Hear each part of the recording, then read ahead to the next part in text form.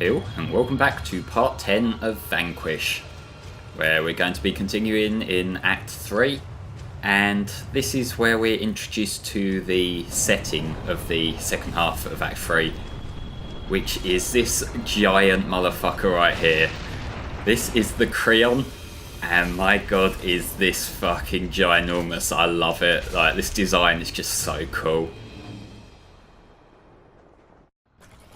But yes, this first mission here, mission 5 from Act 3, is called Despair, and honestly, I think it's quite a fitting name. Like, if you saw that giant laser that just went past there, that is actually one hit kill.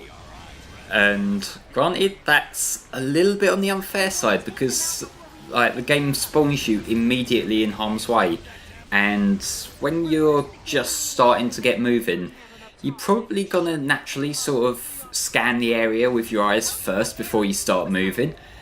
But what you need to do there is, as soon as you get control of Sam, you just gotta boost forward, boost over to the right a bit, and just keep yourself safe. And I'm not sure if I'm remembering wrong here, but I seem to recall the laser coming at you much faster when I first played the game. I can't remember exactly, but I have a feeling it might have been one of the things that was like tied to that frame rate glitch, and like it could have sped up through that. I don't know whether that is the case or whether it's just because I wasn't expecting it the first time I played the game, whereas compared to when I went back to record it, like I knew this hazard was coming, I knew I would have to get a move on pretty quickly. I'm not entirely sure, but the one redeeming factor about that section is that if you die there, you spawn back where you were. Like, the checkpoint is just before that happens, so you haven't got to worry too much about it. It's just a, oh fuck, that seemed a bit cheap kind of reaction that I had the first time it happened to me. But yeah, it's this mission in particular where the difficulty spike sort of makes itself known. Like I said earlier on, that it does get a bit harder in certain parts. This is like the first proper noticeable challenging section. Not so much here once you got out of the way of that initial laser, because this is basically a pick off the tanks that come towards you thing. The idea is to kind of pick off everything that comes towards your guys, because naturally they're your tanks, they're trying to shoot down the Kreon, and you want to make sure that they're safe to do that. And I believe it's a mission fail if all of your guys get killed, so you want to be on the ball a little bit. Like, you get lots of leeway. I don't think I've ever had a situation here while playing this where I just ran out of time because too many guys got killed. But still, it's just a thing to bear in mind that you have got a finite amount of time, and you really, ideally don't want your guys to die. I know that sounds obvious, but hey, it is what it is.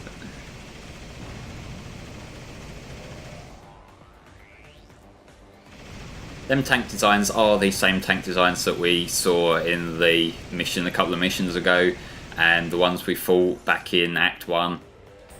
They're very basic, but when you see them from a distance, they look quite cool. Like when you see the massive sort of saw blades coming towards your guys, and like, although they're physically smaller than our guys' tanks, like our guys' tanks are like look a lot bulkier, they look a lot better protected than the enemy ones do. Because they've got the saw blades and they look that bit more intimidating, they've just got this certain aesthetic to them that makes them look that bit more threatening than I guess they do when there's just one or two of them up close.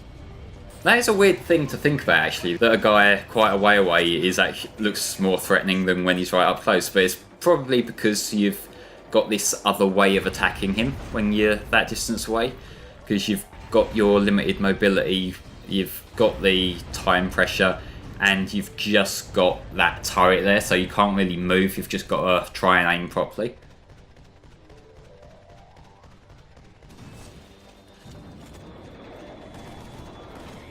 But what you got to do here is to shoot the thing under its foot, and what that does is that makes it hard for it to move, which will trigger the next phase of the level.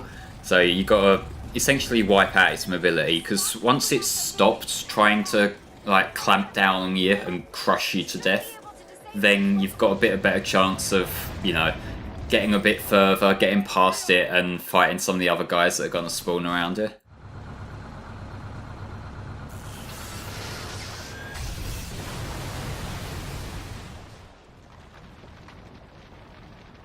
That got it open. Everyone help Sam get inside that opening. I've reached the central building and will be handling the MSOB team rescue.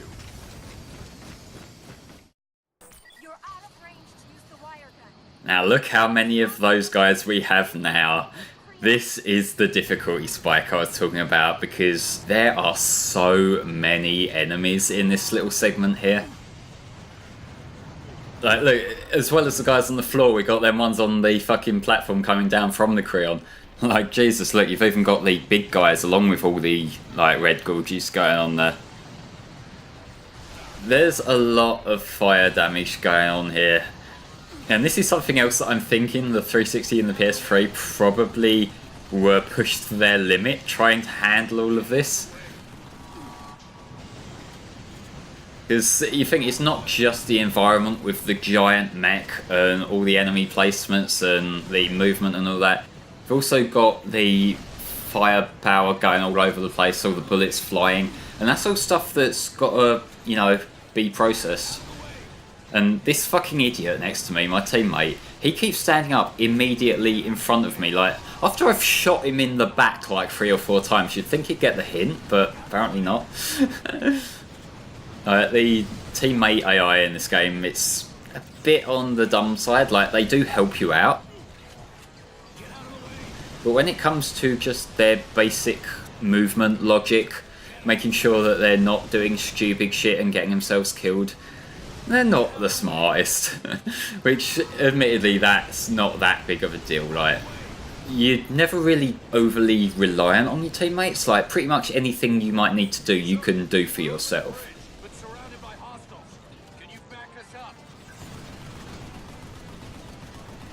The game does actually have a little counter, which I've glossed over so far in this playthrough, but a little counter toward the end of a mission when it comes up with the results screen. It just shows how many friendlies you've let die. I don't know if there's any kind of reward for doing a perfect run where nobody dies. I've never done it, I've never cared to, because like I say, like, the teammates really aren't that useful. So I'm fine with letting bloodshed if it means I get to do all the cool shit. But yeah, I'm slightly fucked up, I don't even care. But like, there's never been any kind of incentive for me to try to save them, so I haven't been able to see if there are any in-game rewards, or whether it's just like a higher score or something like that. I get the feeling there may be an achievement. I haven't actually looked through all the achievements for this game. Maybe I'll go through the achievements in a later part, we'll see. But there are some other things that I know you can do to kind of get goodies and whatnot. Like, something else that I've glossed past a lot in this playthrough, because I never went out of my way to look for them, is there's these little statues throughout the game. These Pangloss statues, they're called. That you just find them, you can shoot them. I don't know whether it's like one in every act or one in every mission, or whether they're just in different environments randomly. I'm not entirely sure, but there are a good handful of them around. They're gold, but when you shoot them they change colour, and I'm not sure what they're a reference to. I think they're a reference to something Platinum related. Can't exactly remember. Like, I don't really follow Platinum that closely. Although, one thing that I do think's cool here, you see one of our teammates in this little squad here, his name is S. Mikami. So that guy, you can assume he is a Shinji Mikami self-insert, which is pretty cool, although it does make you think what's going on at Platinum when they have to get their fucking game directors out on the battlefield. Like, send them into a war zone. It's great. Again, look, there's so much firepower going on here. I think this is an intentional design thing. I don't know whether this is like the best way of describing these kind of levels or these kind of bosses or whatever you want to put it as. But these are kind of sensory overloads. Now that sounds like the sort of thing that is always a negative, and in a lot of places it is a negative to me, because I just see an overload where you can't mentally process everything that's being thrown at you. It kind of you know, your eyesight, you're seeing a lot of stuff, you're hearing, like, there's all kinds of conflicting noises going on, things like that. You think that's always a bad thing, and in a lot of cases it is. But there's other times, like this admittedly, where it's more of a spectacle than anything. It's like they're throwing everything they possibly can at you, and the challenge is just bearing the intensity of it. And it's like that moment when it clicks of, like, it switches from the sensory overload to, okay, this is how I handle this in your mind. Because, like, what you can see going on here initially for me, I just saw all these enemies shooting at me. You've got the big fucker right there. I've got guys on the ground. I've got watch what my teammates are doing. All that shit. You see everything going on. But after a while, you won't, if you're actually thinking about the game critically, deciding how you're going to, like, approach the situation, there comes this moment where you sort of break it down a little bit. And you think, like, I could just let my teammates handle the gorges for a little while I take on the big guys. Because, like, the big guys hit harder and I want to get them out of the way. You can withstand a handful of gorge shots. Like, these guys shooting at me right now, I'm getting hit by them. Like, okay, maybe I should have got rid of him as well first. But, you know, like, the little shots I can just shoot them down, duck, heal, rinse, repeat until they're all gone, really. Whereas the big guys, if they shoot me or if they hit me and come up and get me, then, like, that could kill me. So they're the guys that I need to knock out first, and that's, like, my battle plan from that point. Like, during that transitional point from it becoming, like, a sensory overload into a manageable process, like, I've got my battle plan set, so I'm gonna initially aim for the big guys. Then once I've got the big guys done, that's when I can then take on the gorges. So, like, I can get them wiped down, especially the ones on the platform to start with, because they're the ones that are moving and they have their specific sections where you can stop, aim, and pick off a few of them until, like, the thing shuts again. And then once I've done that, once I've got the worst of them out of the way, then I can start moving forward towards the next part, which is coming up this ramp here and getting the guys that I couldn't get from the base level. And while I'm doing that now, because there's not as many of them, and because I've now got new, like, hiding points, I can alternate between the gorges that are shooting from one direction and the cannon shots that are coming from the other direction. And the thing with the cannon shots as well is that they seem to always be within shot. So if I want to, I could just prioritise them, get them out of the way, and then when the thing opens again, the others are all just fair game. And it's just a case of, like, picking battles one at a time, using a bit of logic to assess the situation, decide what you're gonna do, decide what the most dangerous things are, because they're usually the priority in any of these situations, and kind of go from there.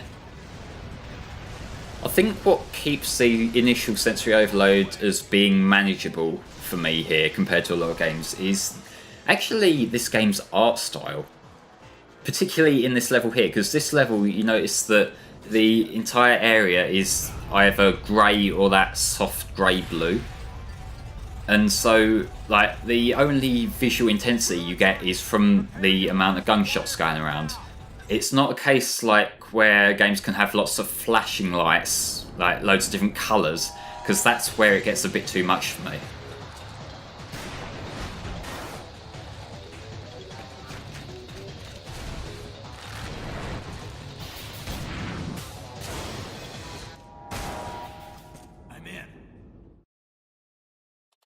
And yep, that's the conclusion of the Despair chapter.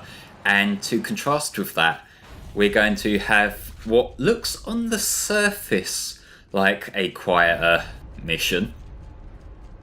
But in actuality, there are still a good handful of things that you need to be a bit careful of. Like, this initial part here is a sort of stealthy area. And so, like, you can pick off the individual gorges that wander along the rails. If there's just one of them, shoot them down. There's also going to be another enemy that sort of sticks its head in a little bit that you kind of want to not engage with too much. But we'll get to him in time.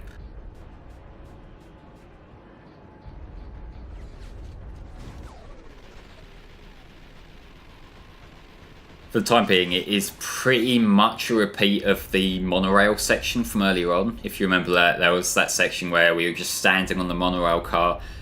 And although we haven't got to worry about picking out searchlights this time, there is still some stuff like similar in that we're mostly just standing here. And that's the guy that you kind of want to, you know, keep a safe distance from, which clearly I wasn't doing. I was being fucking stupid here and just thinking, you know, I can take him. Even though his weak point's not on show, I can fucking have him. And clearly that worked out about as well as you think it would. But we'll be fighting him properly in a little while. Once we get to the end of this little rail section here, and we'll have some more things to do.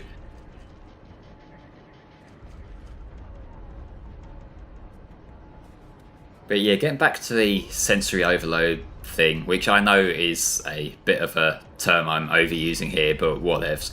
There are some games that really do that in a bad way. Like, one that comes to my mind immediately when I think of that term, when I think of a gameplay level that might be like that, it's the fucking bingo levels from Sonic Heroes. And the reason for that is purely because everything is too loud. Like, not just the audio, like the audio is that techno-y, repetitive music, the worst thing that Jinsonoi's ever done. But the colours are loud as well, and everything about that, it's like a lot to comprehend, and there's no real payoff for it. There's no sort of moment where it all clicks, because it is just the presentation, like it's not gameplay related. It's literally just as much like overwhelming stuff as they could possibly throw at you, and it just makes that not fun. The other one that comes to mind from games I've played recently is In Zero Wing, like the shmup side-scroller shooter, the one with the "all your bases belong to us" meme. There's one part of that where it's sort of an almost bullet hell sort of section where you've got these two things shooting diagonally at you, these two blue robot things, but they're shooting counter to each other, so you've got to really weave in and out, and that is really difficult to do as well. But yes, this boss here is the thing we saw on the rail section earlier. This is the Unknown.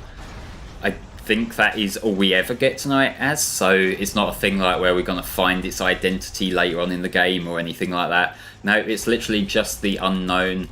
It has a weak spot, which is the little red orb you see there. And that's the part that you can hurt it on. Every now and then, it will fall apart. And that's a good point to try and get some hits in, because he can't do much to attack you when he's like this. He can just take a beating and that's it. But when he has these scrap things going around, he has lasers he can hurt you with, and he also has a really damaging sort of pointy spike attack that is really, really lethal. And like, I think it's one hit kill. If not one hit kill, it's like so close to one hit kill that if you've taken the slightest bit of chip damage, then you'll probably be boned there. So like, you do have to be a bit careful. You have to kind of stay out of harm's way whenever he's on screen, and also keep an eye on where he is, so like he doesn't get you when you're not expecting him or anything like that.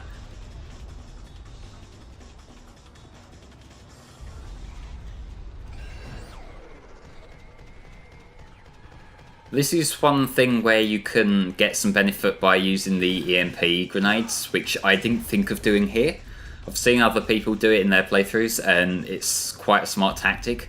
Because what you can do with that is whenever he's on the floor, you can throw the EMP grenades at him, and it just freezes him in place, which if you've done it from the right point, then it will just leave his core there exposed for extended periods of time, and you can get like loads of hits in on him, and it just makes the boss go a lot faster.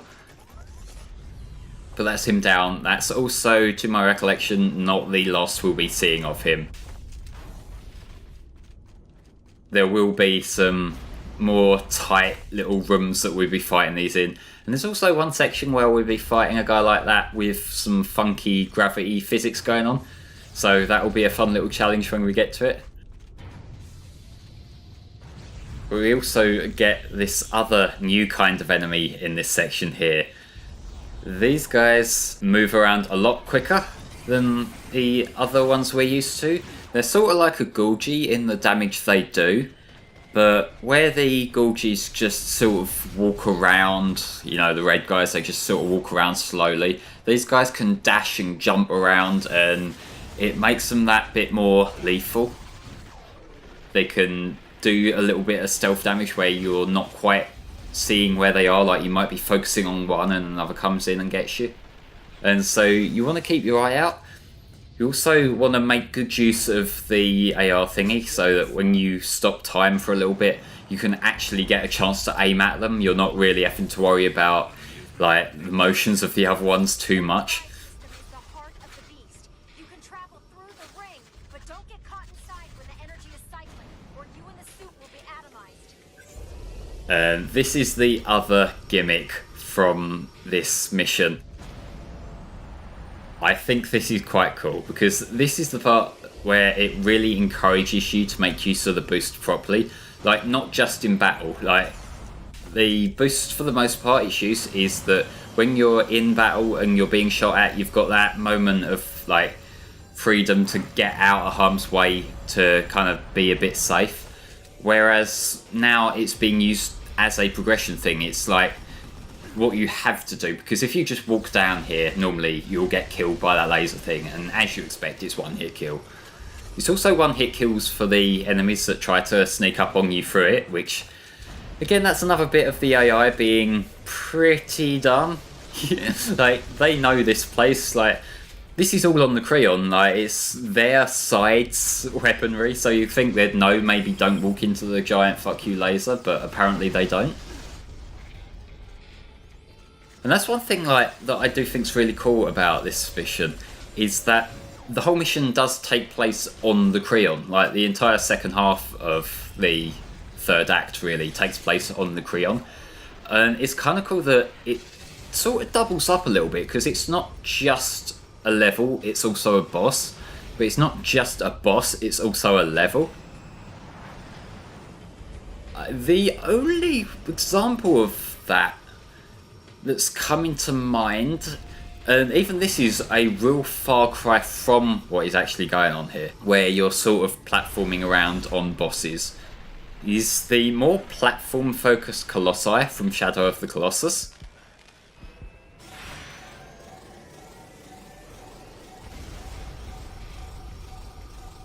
Because if you've ever played that game, or if you've ever seen it, you know that there's some Colossi that you just sort of fight and they're pretty basic. You climb up onto them and you stab them a bit. But then there's other ones where you got like platforming sections on the guy's back or on the guy's like body. You got to climb up his shins, and there's maybe little platforms you can stand on and jump from. And that's a similar kind of thing. Like, obviously completely different worlds here in that, well, yeah, we are climbing our way up the thing that we're trying to take down.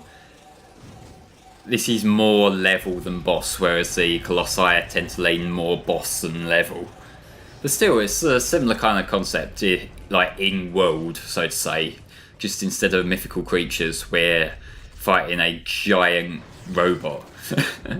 And the thing is, like, the Kreon, it's probably the bloody obvious I'm pointing out here, but yes, the Kreon is the biggest enemy in the game.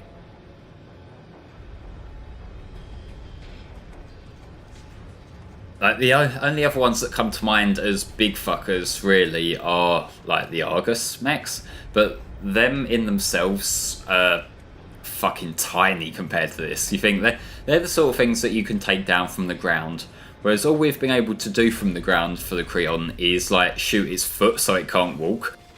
But in terms of what it can actually do, like, it can still fire shit, it can still take off our allies. And we can't do anything about it until we get right to the end of Act 3, because after this mission we'll have one more part set in Act 3, which will be the Phantoms mission. And it'll only be a short part, but that will be when we sort of conclude Act 3 and when we do the final part of taking down the Kreon for good. But we're getting quite close to the end of this mission now, actually, come to think of it. Like, we do have another few sections, like another few enemies to knock out on this platform here. And as you might imagine, they've left some of the big guys for the end of the mission. In a way, I kind of wish they did a little bit more with the laser things, you know, the ones you have to boost down, the little microwave things there. Like, what they do with it is really cool, like I said. But I think there could have been more sections where you've got to, like, either dodge the lasers in them sections, or like, it's hard to describe what else they could do with it, but I feel like is more potential with that kind of section. Because I think the difference between those lasers and the one like at the start of the Despair mission is the one at Despair you couldn't see it coming, whereas the ones in this mission in Infiltrate is that they are set on a set path. Like, you know, if you go in those tunnels, then you've got that chance to sort of get shot down by the laser. So you can plan your movements accordingly. You don't have to really worry too much about, like, oh fuck, it's gonna get me and I have no chance to dodge or anything like that. Like, as long as you time it properly, you'll stand half a chance and that'll be alright. But, you know, it's like, they could have done some more stuff with it. Like, I think maybe just have, like, more of a spiral section, and have, instead of having all these guys on this one platform here, maybe if we had, like, maybe one of them, then we had another spirally bit and it could have gone up a little bit. Like, I know that's the sort of thing that could overstay its welcome if it went up too high, but I think this is more a case of it understaying than overstaying. Maybe it's just because I like the set piece and I'm a sucker for cool looking set pieces. That's almost definitely what it is. I know I'm just easy to please with certain things.